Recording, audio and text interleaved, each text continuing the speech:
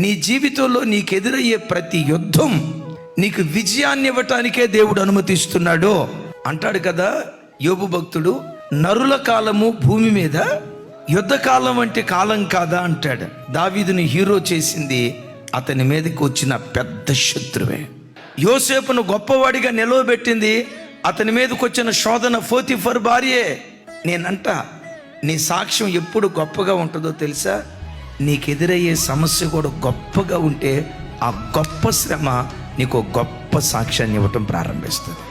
ఏ రోగమనే శత్రువు నీ నేలుబడి చేస్తుందో, ఏ అసమాధానమనే శత్రువు ఏలుబడి చేస్తుందో, ఏ ఆర్థిక ఇబ్బంది అనే శత్రువు నీ నేలుబడి చేస్తుందో, ఏ సాతాను పదే పదే నిన్ను తరుముతున్నాడో విశ్వసించు.